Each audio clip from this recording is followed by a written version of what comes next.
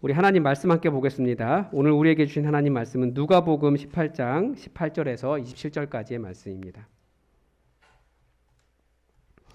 누가복음 18장 18절에서 27절까지의 말씀입니다.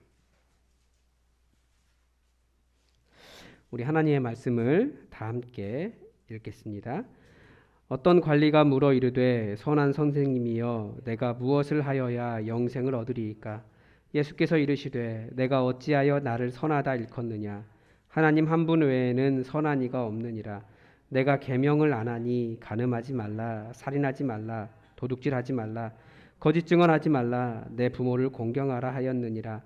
여짜오되 이것은 내가 어려서부터 다 지키었나이다. 예수께서 이 말을 들으시고 이르시되 내게 아직도 한 가지 부족한 것이 있으니 내게 있는 것을 다 팔아 가난한 자들에게 나눠주라. 그리하면 하늘에서 내게 보화가 있으리라. 그리고 와서 나를 따르라 하시니 그 사람이 큰 부자이므로 이 말씀을 듣고 심히 근심하더라.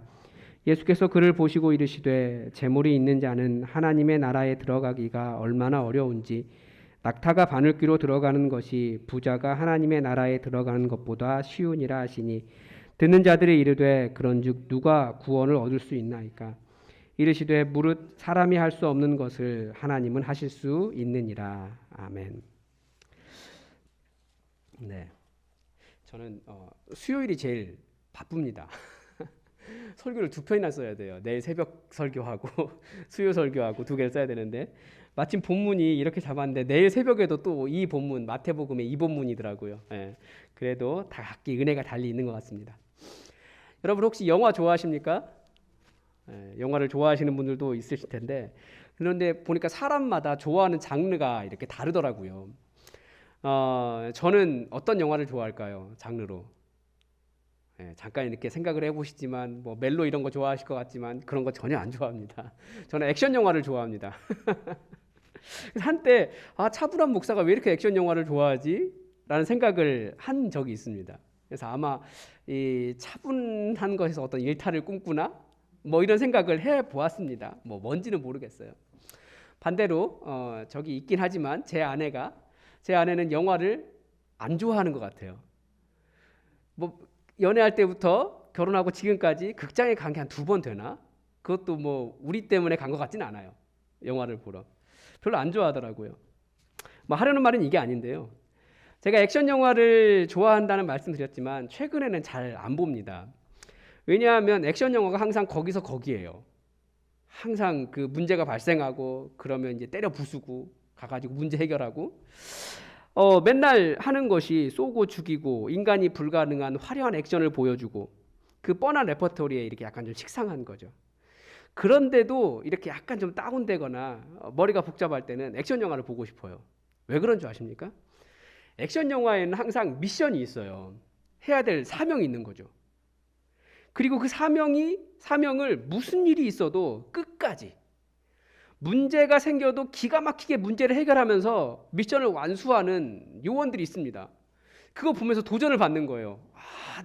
나도 사명을 받은 사람인데 나는 지금 이 문제를 어떻게 해결하고 어떻게 끝까지 이 문제를 해결하게 달려갈 것인가.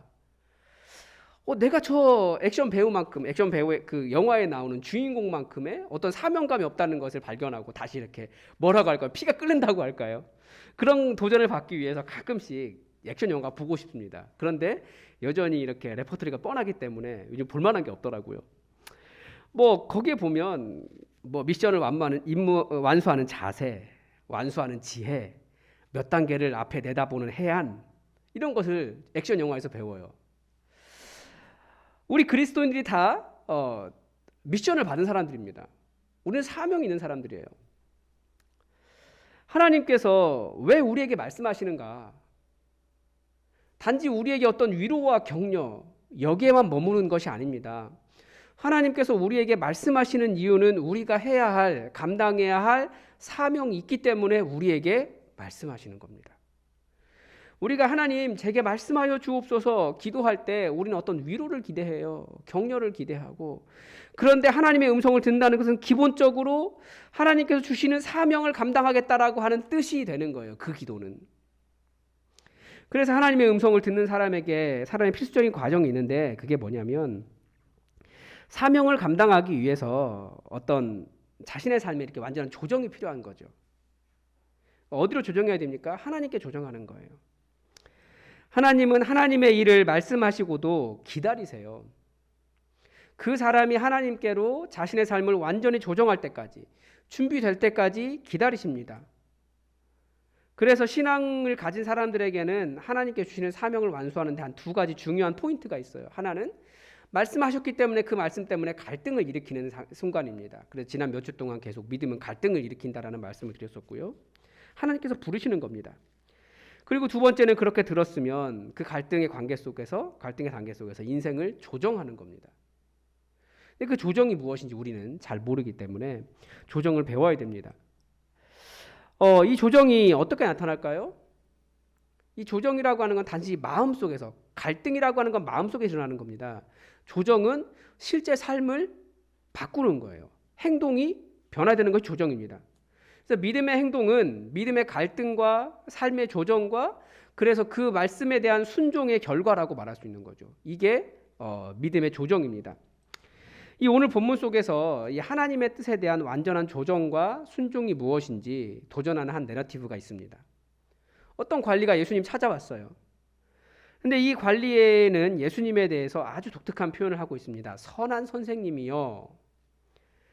그리고 그의 관심이 하나였다는 걸 보여주죠. 내가 무엇을 하여야 영생을 얻으리이까? 일단 예수님은 이 관리가 예수님을 선하다라고 평가한 그 평가에 대해서 어떤 핵심을 지적하세요. 네가 어찌하여 나를 선하다라고 말하느냐? 하나님 한 분 외에는 선한 이가 없느니라. 아니 예수님도 선하신 분이죠. 누가 봐도 예수님 선하신 분이죠. 그런데 당시에 아직 예수님이 누구신지 잘 모르는 상황 속에서 그런 어떤 종교 지도자에게 아니면 어떤 그 교훈을 주는 랍비에게 선하다라는 표현은 잘 사용하지 않았다고 그럽니다. 그래서 예수님에 대해서 잘 알지도 못한 한 관리가 예수님을 찾아와 극도로 높이는 것에 대해서 예수님은 경계하신 것이라고도 볼 수 있고, 또 하나는 하나님에게나 쓰는 표현을 예수님께 사용하고 있는데, 그러면 정말 예수님의 말씀을 하나님처럼 순종할 수 있느냐? 그것도 역시 물어보는 겁니다. 그런 순종할 의도가 없으면서도 나를 왜 선하다라고 말하느냐? 왜냐하면 예수님은 이미 그 관리의 한계를 알고 계셨던 겁니다. 그 한계가 뭡니까? 이미 말씀을 들었지만 사실 순종이라는 것이 정확히 무엇인지 모른다는 거죠. 정말 말씀을 듣고 그 말씀으로 나의 삶을 변화시키는 것이 무엇인지 정확히 모른다는 거예요. 하나님의 말씀이 없어서 영생의 방법을 묻고 있는 겁니까? 몰라서가 아니잖아요. 정말 획기적으로 완전히 자신의 삶을 조정하지 않기 때문에 항상 문제가 있는 겁니다. 우리는 말씀을 모르지 않아요. 안 바꿔서 그렇죠. 그래서 예수님은 모두가 다 알고 있는 계명을 영생의 방법으로 제시를 하십니다. 간음하지 말라, 살인하지 말라, 도둑질하지 말라, 거짓 증언하지 말라, 내 부모를 공경하라. 참 독특한 것은 그거예요. 이게 지금 10계명에서 5계명 이후부터 나와 있는 거잖아요. 5계명 그 거꾸로 이렇게 섞어가지고 나와 있는데 앞부분에 우리가 말하는 1계명부터 4계명 이런 부분은 얘기하지도 않아요. 뭐 안식일 지켜라, 하나님의 이름을 망령되이 일컫지 말아라, 다른 신을 내게 두지 말아라. 이런 것은 말씀하지도 않으세요. 우리는 영생 그러면 당연히 하나님을 섬기는 거기 때문에 그 부분을 먼저 생각할 것 같은데 그 부분을 아예 얘기하지 않고 이런 어떤 윤리적인 부분에 대한 말씀을 먼저 하십니다. 그러나 예수님은 이 관리는 뭐라고 말합니까? 자신은 어렸을 때부터 이것들을 잘 지켰다라고 이야기합니다. 다 지켰다라고. 그런데 예수님은 그런 계명을 지킨 것이 정말 믿음의 갈등을 하면서 자신의 삶을 완전 획기적으로 전환시킨 순종은 아니라고 그것을 직면하게 하십니다. 그러니까 계명을 지키는 것과 하나님의 말씀에 순종하는 것에는 약간의 차이가 있습니다. 물론 계명을 지키는 것도 아주 훌륭한 일입니다. 계명을 지키는 것도 어떤 사람에게는 완전한 삶의 조정이 필요한 것일 수 있습니다. 그러나 순종이라고 하는 것은 어느 정도의 삶의 조정을 필요로 하는 걸까요? 예수님의 말씀을 들어보겠습니다. 내가 아직도 한 가지 부족한 것이 있으니 내게 있는 것을 다 팔아 가난한 자들에게 나눠주라. 그리하면 하늘에서 내게 보화가 있으리라. 그리고 와서 나를 따르라. 지금 이 순종, 이 믿음의 행동에는 무엇이 있습니까? 손해가 난다는 거예요. 그래서 믿음의 갈등, 왜 하나님의 말씀을 드렸을 때 우리는 갈등하게 됩니까? 그 말씀을 따라가면 내가 손해본다라는 것을 알기 때문에 그래요. 그러니까 예수님께서 지금 이 관리에게 하신 말씀은 네가 네 삶에 손해가 나도 나를 따를 수 있느냐, 이 도전하신 겁니다. 그래서 우리가 믿음의 갈등을 겪고 우리 삶을 하나님께로 조정한다라고 하는 것은 내가 손해가 난다 할지라도 내가 말씀에 순종하고 주님 따라가겠습니다, 이 자세를 요구하신다는 거죠. 예수님을 따르는 삶은 항상 이렇게 말씀하셨어요. 제자들에게 항상 그렇게 말씀하셨어요. 왜냐하면 예수님 따른다고 하면서 다들 손해보려고 하지 않아요. 나를 따르려거든 자기를 부인하고 자기 십자가를 지고 나를 따르라. 요즘 우리가 많이 듣게 되는, 이 사순절 기간에 듣게 되는 메시지잖아요. 근데 십자가를 진다는 말은 무슨 말이냐면 죽으러 가라, 이 말입니다. 죽음을 각오하고 나를 따르라 라는 말씀이에요. 그리고 실제로 초대교회 제자들은 죽음을 불사하고 예수님을 따랐습니다. 그런데 순교는 아무나 하는 게 아니에요. 실제로 초대교회 때 많은 사람이 죽은 것처럼 보이지만 몇 명 그렇게 많이 죽은 건 아니더라고요. 뭐 죽기는 죽었지만. 네. 순교도 그렇게 쉽게 되는 거 아니에요. 우리도 이 관리처럼 우리의 관심은 어디에 있습니까? 영생에 있습니다. 영생에 더 많아요. 예수님께 나아가면 영생을 얻는다라고 하는 것이 요한복음의 핵심 메시지 중에 하나입니다. 그래서 성경은 우리의 구원이 은혜라고 가르쳐 줍니다.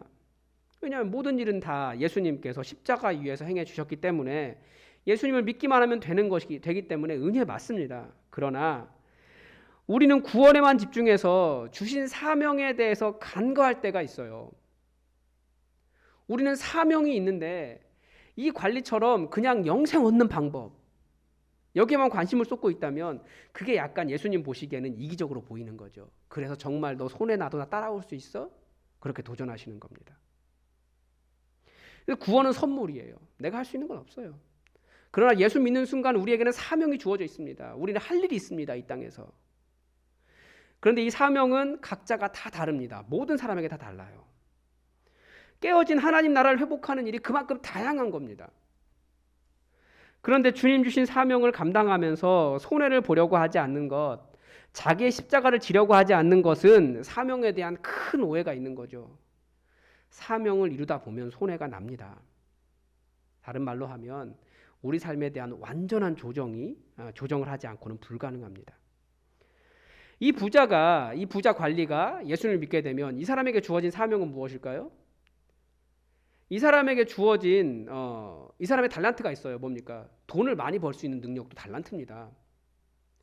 하나님께서 그에게 재물을 주신 이유가 뭘까요? 여러 번 말씀드렸는데 가난한 자를 섬기라고 주신 거예요. 예수님은 이런 사람을 뭐라고 말씀하셨냐면 청지기라고 말씀하셨습니다.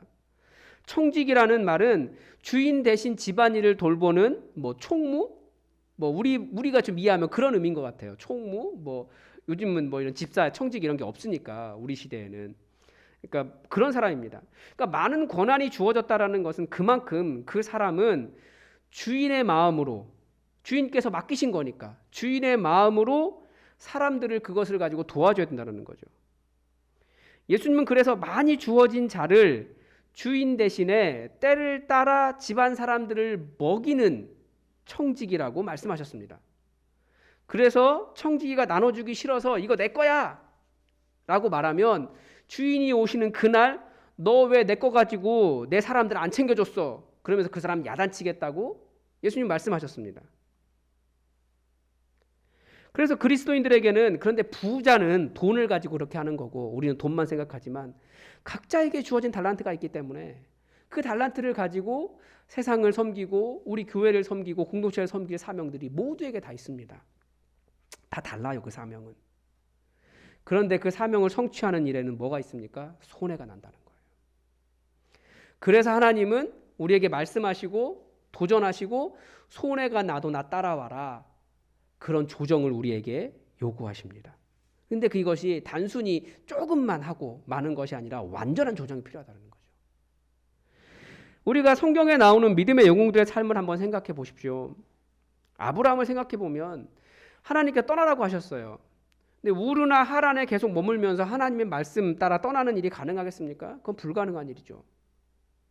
완전히 떠나야 됐어요.